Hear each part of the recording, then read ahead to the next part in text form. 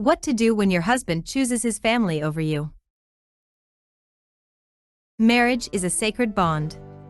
Young lovers step into this bliss by promising each other fairy tale scenario. Men, generally, promise to be there for their wives, to never leave them alone, to be their protector, and whatnot. They claim to be their knight in the shining armor. However, the relationship, in itself, is not as easy. When two people tie the knot, no matter how much time they have spent together before, something changes.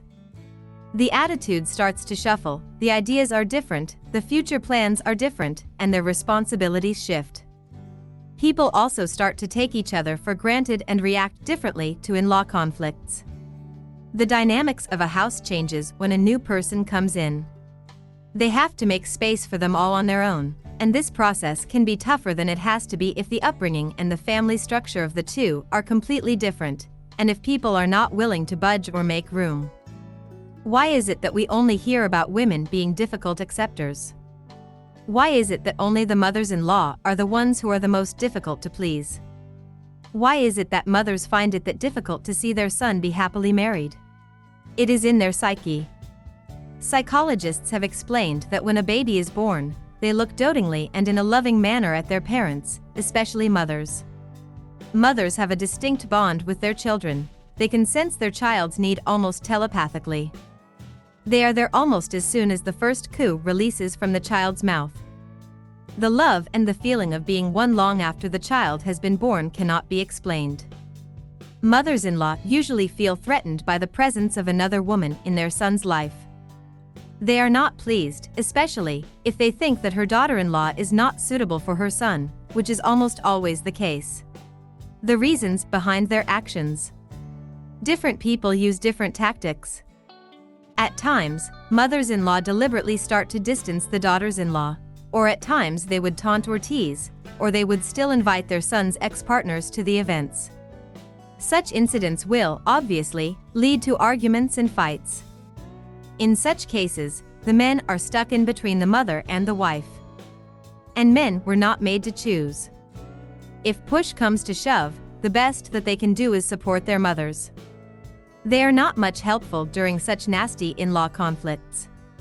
There are several reasons for it. They think that their mothers are vulnerable and should not upset them, whereas the wives are stronger and are capable of handling the worst. Their childhood and pre-birth bond are still very much present, and it is very likely that the son is incapable of admitting the faults of the mother. Men are natural avoiders. It is scientifically proven that men cannot handle stress well and would duck whenever they would have to select between the wife and the mother. Men, at times of conflict, either run away or take their mother's side. In the first case, the act of leaving is a sign of betrayal. Women feel that they are being left alone at the time of need and they feel abandoned. Little do they know that it is an act of protection on the part of their husbands, but because it is seldom communicated, the women think the worst.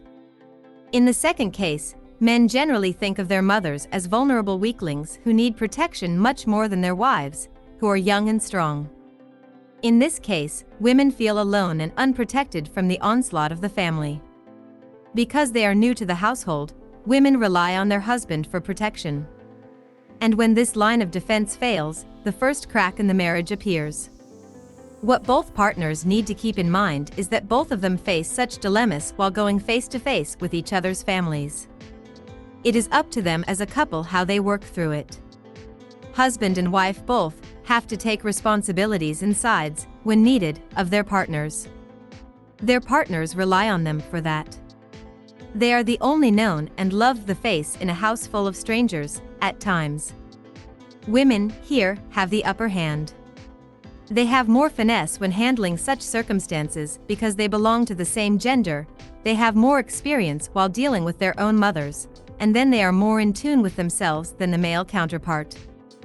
A word from the wise. Women are advised never to use the phrase, "Whose side you are on?" If it has come to the point that you needed to put that question into words, the chances are that you're not going to like the reply as well. There is no big secret to things, just play the game wisely. Else, continuous in-law conflicts will cause a significant rupture in your relationship with your spouse sooner or later. Thanks for watching. Subscribe.